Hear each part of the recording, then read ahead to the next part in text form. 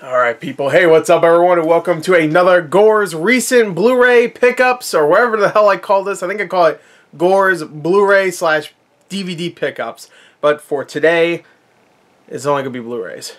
Alright, so let's get to it. Alright, so last week, as you know, Black Friday happened. Exactly a week ago was Black Friday. Technically, even though it really started on Thursday, but whatever. But the actual Black Friday was on Friday, as you could assume, and I bought a bunch of stuff, like, oh, dude, like, too much stuff, probably too much stuff, you know. I think anybody that's sane would say I bought too much.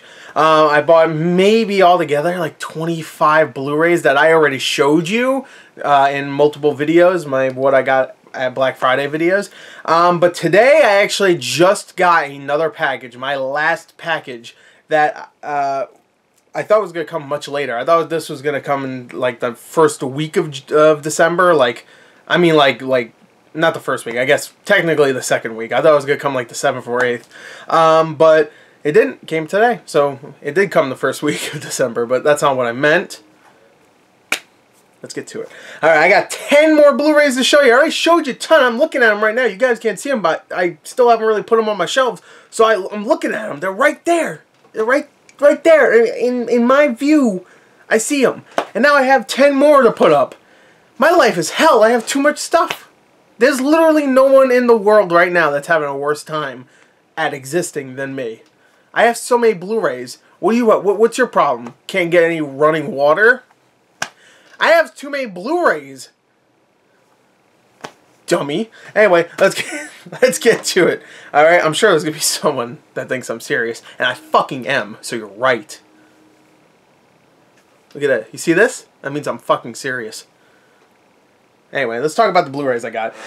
Oh, by the way, speaking of problems with my Blu-rays, only 1 out of the 10 Blu-rays I got came with a slipcover.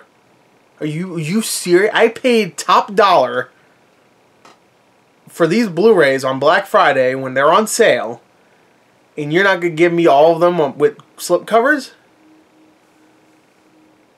I might as well just hang myself. This is the worst. Alright, so I might as well, as the peasant I am, show you the non-slipcovered Blu-rays that I got, except one. There's one that has a slipcover. Oh, la-di-da. Oh, look at me. I'm royalty. I got one fucking Blu-ray with slipcover. Alright, anyway, let's get to it. First Blu-ray I picked up, this one was $4, and last year I think it was like $8 or something like that, and I was going to get it then, but I was like, you know what, this is not a movie you watch over and over again, and I feel like even back last year when it was already like, I don't know, maybe like 7 months old, I was like, that's too soon to see this movie again. But now it was $4, so perfect timing to watch this movie again for Christmas. This is a very Christmassy movie. That is The Vivitch. There you go, or The Witch. It's really called The Witch. But for some reason they put 2 V's instead of a W. I don't know. I think they even asked the director, hey, why is that like that? And he was like, I don't know. Looks cool. But I guess it does look cool, so good job, man. It's Black Phillip. I ain't even going to talk about Black Phillip. Let me just say, Black Phillip, he's the man. Alright, so here's the back. There you go. Black Phillip, my boy, The Witch. Great movie. Really great. It has probably the worst theater experience of my life.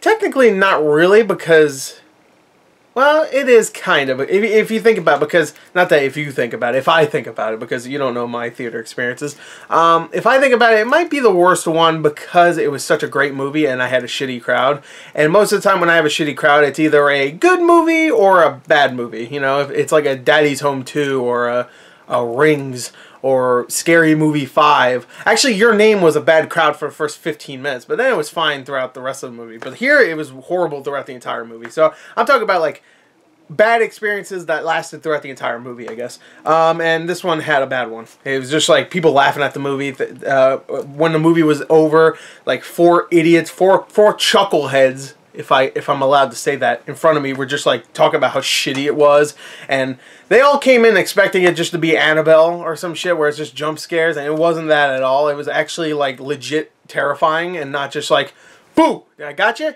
You ain't gonna be able to go sleep tonight. You're gonna be thinking of dolls. No, I'm gonna be thinking of Black Phillip because that motherfucker is scary. Okay, I'll never look at a goat again or whatever the fuck. He's a goat, right? Yeah, he's a goat. I ain't even gonna look. I know what fucking Black Phillip is, bitch. You know who I am? Look at me. Me and Black Phillip go back, way back. Fuck it. Next movie. It's a bad theater experience.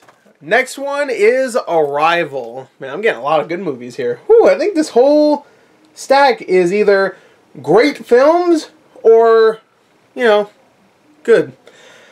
Let me see. Yeah, no, that's true. I was looking at the stack. But anyway, Arrival, one of the best movies of last year. It's in my top 10. I think it was like number 7. Arrival was so fucking good. If you want to see a movie that throughout the entire film you're like, okay, I don't know what's going to happen.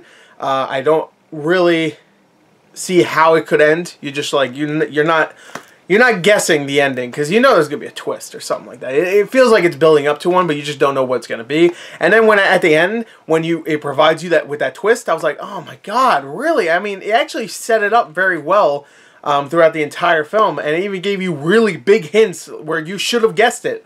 Like, I've seen this movie twice. The second time, there was a couple of hints. There was a couple parts where Amy Adams says things where I'm just like, I should have known. How did I not know that was going to happen? But it was very well done. Amy Adams is great in it. Abbott and Costello, 2 of the best aliens ever. It's just such a great concept. The aliens arrive, and instead of us blowing the shit out of them, you know, we're trying to communicate. It's a whole movie of trying to communicate and trying to figure out how to speak their language or understand the language and stuff. It's a great film. Highly recommended. Only if you can get the slipcover, though. I didn't get a slipcover, so fuck this movie. No, I'm just kidding. I like how I destroy everything I just said. Also, the director of Blade Runner, 2049. Speaking of Blade Runner 2049, the director, of course, I'm not even going to try to say his name because I fuck it up every time. I think it's Denis Villeneuve. Denis Villeneuve. I think that's how you pronounce it. You say it like that, Denis Villeneuve. Same director, Sicario. Great film. Got this one for $4. I got Arrival for $6, by the way. Sicario, great film. I haven't seen this one since it came out, actually, back in, 2015? And yeah, it was great. Really great. Benicio del Toro, holy shit. He should have got an Academy Award. I think he was nominated, but I don't think he won for this movie. This movie is so good, man. He was so good. I think he was nominated for Best Supporting Actor, too, right? There's a part at the end of the movie that is haunting, but also badass. It's like really messed up, but it's like the way he executed it, it was like, this man is a fucking bad. They need to get him to be in his own, like John Wick or something, because Benicio del Toro is fucking awesome. And I guess kind of it's like a John Wick thing. There's revenge in it. He plays a hitman, so, I mean, Sicario means hitman, so, I think, right? That's true, right? Yeah. And they're making a sequel right now called Soldado. I think it's Sicario Soldado, which translates to Hitman Soldier. That's the translation. So I hope it's good. It has everybody else. I mean, it has everybody in it except Emily Blunt.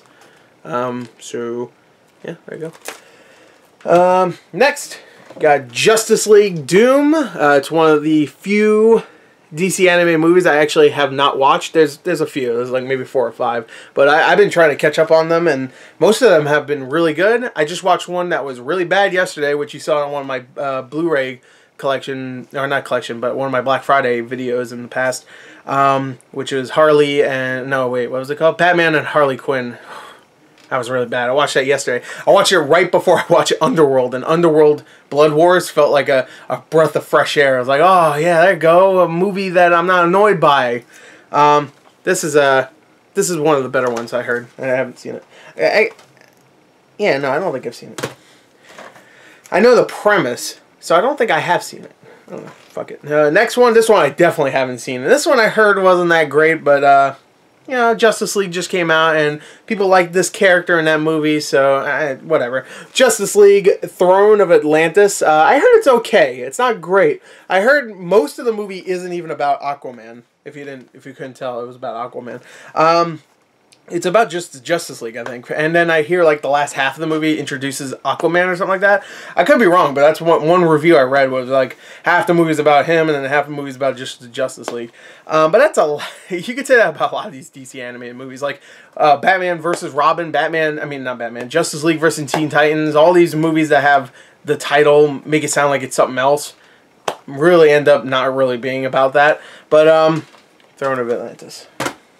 Next, Spy, which is a really funny movie. What was I going to say? I was going to say another something. Another great film. There you go. I guess that's what I was going to say. Well, even though I don't know about Throne of Atlantis, I have heard Doom is great, though.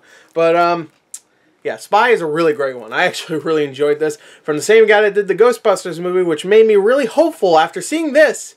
Even though I didn't like Bridesmaids that much, and I thought the heat was okay, Spy I thought was really funny, and the action was really good. I thought she was really... She wasn't the same thing you always see from her. What's her name again? Melissa McCarthy, where it's just a fat joke. And, I mean, there's a couple of those, but she's actually, like, legit badass in it. And Jason Statham's fucking hilarious. I love Jason Statham, by the way. And I was really hoping this would be great, and it was. So, there you go, Spy. And I was hoping Ghostbusters would be great. But it wasn't. Next, I got this one for $8. Really good deal. And this is the only one that came with a slipcover. And that is Guardians of the Galaxy Volume 2. Seen this one 3 times in the theater. Ever since that friggin' Avengers trailer came out a couple days ago, I've been really, really wanting to watch some of these Marvel movies. This one I might wait a little while because I think I watched it too many times. But I really want to watch, like, the original Avengers again now. I'm just like, I'm clamoring for it, like, ooh, ooh. But, Guardians of the Galaxy Volume 2, good pickup. And it's a nice looking cover art. Look at that. It's all shiny and stuff. I love the style of this movie. Alright, so 3 more. Next, Paddington. Is Paddington Bear? He doesn't speak like that. No one in the world speaks like that. Unless you're making fun of, if you're being stereotypical, I guess. Yeah, or you're just making fun of an Englishman. Paddington! Oh, I love Paddington. He loves his marmalade. Whatever. Fuck it. I actually love this movie. I got it for $4.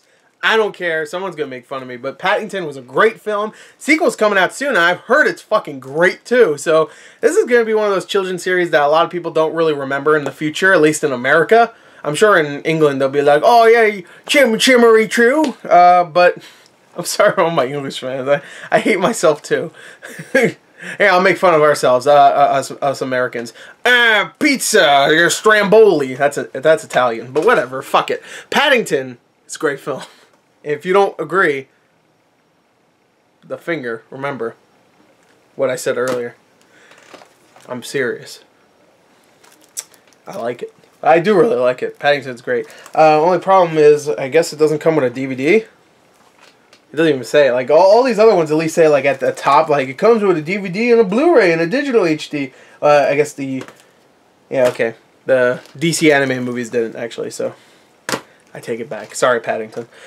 Alright, next is another movie. This was actually, I think, in my top 5 of last year. This was such a good film. This is Hell or High Water. This one was actually, I think it was $7, but I had to get it. I really did. I know that wasn't too much of a deal, considering it goes for like $10 normally, but I had to get it because I loved this movie so much. Chris Pine is so great in this. Jeff Bridges is amazing.